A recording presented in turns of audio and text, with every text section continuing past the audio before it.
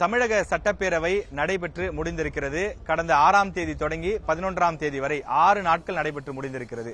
இந்த 6 நாட்களில் சுவாரஸ்யமாக நடந்த விஷயங்கள் என்ன என்பதை ஒரு சிறிய தொகுப்பாக இந்த செய்தியில் நாம் பார்க்க இருக்கின்றோம். பொள்ளாச்சி பாலியல் வன்கொடுமை நடக்கின்ற பொழுது புகார் கொடுத்தவுடன் 24 மணி நேரத்தில் குற்றவாளிகளை கைது செஞ்சோம். 24 மணி நேரத்தில் எடுக்கவே இல்லை. சபாநாயகத்தை நிரூபிக்கலன்னா அதற்குரிய தண்டனை நீங்க ஏற்றுக்கொள்ள தயாரா இருக்கீங்களா? நீங்க சொல்ற தண்டனை ஏற்றுக்க தயார்? சொல்லுங்க முதல்ல. மாண்புமிகு எதிர்க்கட்சி தலைவர் வழக்கமா பாத்தீங்கன்னா ஒவ்வொரு வருஷமும் அந்த வருஷத்தினுடைய தொடக்கத்துல ஆளுநர் உரையோடு சட்டப்பேரவை தொடங்குவதுதான் மரபு.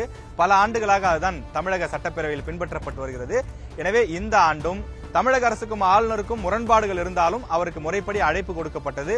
அவரும் வந்தார். சிவப்பு கம்பள வரவேற்பு அவருக்கு வழங்கப்பட்டது. வந்து 3 நிமிடங்களில் ஆளுநர் சட்டசபையை விட்டு வெளியேறிவிட்டார். காரணம், தேசிய கீதத்தை முதலில் இசைக்கவில்லை. நீங்கள் தமிழ்தாய் வாழ்த்தான் முதலில் போட்டீர்கள், தேசிய கீதம் கடைசியாகத்தான் போடுகிறீர்கள், அது தேசிய கீதத்திற்கு இழைக்கப்படக்கூடிய ஒரு அவமானம் என்று சொல்லி அந்த உரையையே வாசிக்காமல் புறக்கணித்து விட்டு ஆளுநர் சென்று விட்டார். அதன் பிறகு சபாநாயகர் அப்பாவுதான் அந்த உரையை தமிழில் வாசித்தார். இது முதல் நாளாக இருந்தது. 2வது நாள் இரங்கல் தீர்மானம், 3வது நாள் 4வது நாள் என்று தொடர்ச்சியாக ஆளும் கட்சியும் எதிர்கட்சியும் மாறி மாறி கடுமையான விவாதங்களை எல்லாம் வைத்துக் கொண்டார்கள். இதுல முக்கியமாக எதிரொலித்த விஷயம், இந்த 6 நாட்கள்ல என்ன விஷயம் பெருசா பேசப்பட்டுச்சு அப்படின்னு பாத்தீங்கன்னா, அண்ணா பல்கலைக்கழக மாணவிக்கு இழைக்கப்பட்ட வன்கொடுமை விவகாரம். இதைதான் அதிமுக பெரிதாக கையில் எடுத்துக் கொண்டார்கள். கடந்த முறை டங்ஸ்டன் விவகாரம் பெரிதாக எதிரொலித்தது. அதுபோல இந்த முறை அண்ணா பல்கலைக்கழக மாணவி விவகாரம் பெரிதாக எதிரொலித்தது. முதல் நாளே அவர்கள் பேட்ஜ் ஒன்றை அணிந்து கொண்டு வந்தார்கள் அதிமுகவினர். யார் அந்த சார்?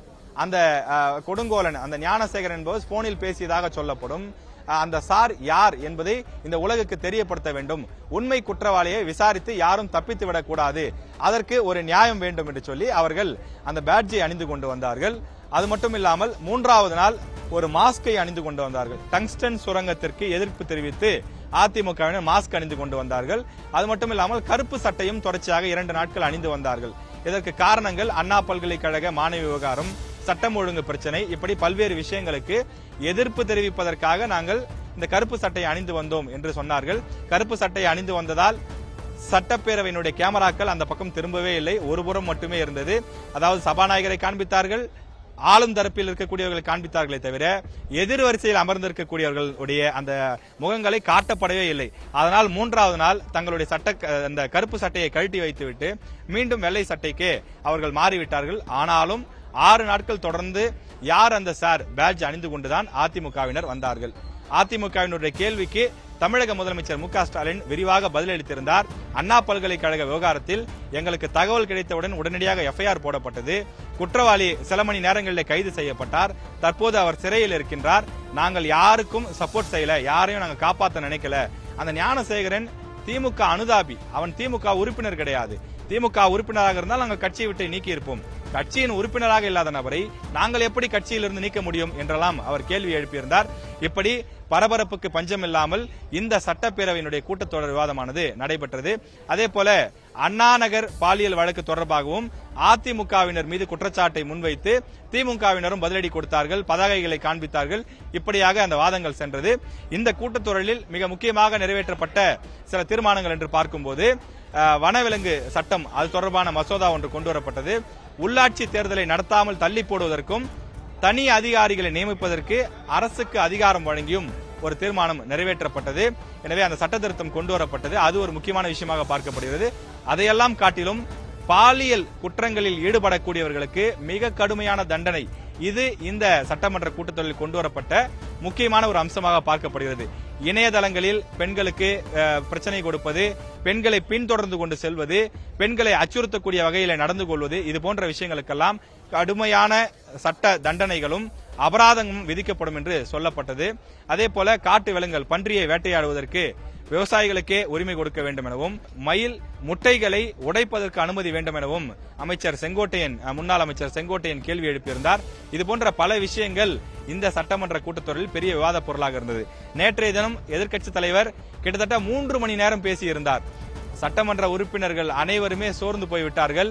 பசி நேரத்தில் இவ்வளவு நேரம் தொடர்ச்சியாக பேசிக் கொண்டிருக்கிறாரே என்று சொல்லி அவர் பல விஷயங்களை சுட்டி காண்பித்து, அதிமுக ஆட்சியில் அத்தியாவசிய பொருட்கள் விலை குறைவாக இருந்தது, திமுக ஆட்சி காலத்தில் அத்தியாவசிய பொருட்கள் விலை உயர்ந்திருக்கிறது என்று பல விஷயங்களை சுட்டிக்காட்டி பேசியிருந்தார். இன்றைக்கு தமிழக முதலமைச்சர் அதுக்கு பதிலடி கொடுத்திருந்தார். அதில் நீங்கள் கருப்பு சட்டை அணிந்து கொண்டு வந்திருக்கிறீர்கள், நீங்கள் மத்திய அரசுக்கு எதிராகவோ அரசியலமைப்பு சட்டத்தை மீறக்கூடிய ஆளுநருக்கு எதிராகவோ கருப்பு சட்டை அணிந்து வந்திருந்தால் நான் உங்களை பாராட்டி இருப்பேன். ஆனால் நீங்கள் அவ்வாறு செய்யவில்லையே என்றெல்லாம் பதிலுக்கு சில குற்றச்சாட்டுகளை முன்வைத்திருந்தார். எனவே பரபரப்புக்கு பஞ்சமில்லாமல் இந்த 6 நாட்கள் நடைபெற்று முடிந்திருக்கிறது. ஆனால் எதிர்க்கட்சி வரிசையில இருக்கக்கூடியவர்களுடைய முக்கியமான கோரிக்கை என்பது திமுக சொல்லி இருந்தது வருடத்திற்கு 100 நாட்கள் சட்டப்பேரவை நாங்கள் நடத்துவோம் என்று சொல்லி. இப்படி 6 நாட்கள் 3 நாட்கள் 4 நாட்கள் என நடத்துவது ஏற்புடையது கிடையாது. இனி வரும் காலங்களிலாவது அதிக நாட்கள் சட்டப்பேரவை கூட்டத்தொடரை நடத்த வேண்டும் எனவும் உறுப்பினர்கள் பேசுவதற்கு நீண்ட நேரம் வாய்ப்பளிக்க வேண்டும் எனவும் எதிர்க்கட்சி வரிசையில் இருப்பவர்கள் பேசுவதையும் நேரலையில் காண்பிப்பதற்கு நீங்கள் வாய்ப்பு வழங்க வேண்டும், நேரலையில் ஒளிபரப்பு செய்ய வேண்டும் எனவும் கோரிக்கை வைத்திருக்கிறார்கள். இப்படியாகத்தான் பரபரப்புடனும் மோதலுடனும் வாக்குவாதத்துடனும் வழக்கமான அமைச்சர் துரைமுருகன் அவர்களுடைய நகைச்சுவைகளுடனும் இந்த சட்டப்பேரவை கூட்டத்தொடர் நடைபெற்று முடிந்திருக்கின்றது.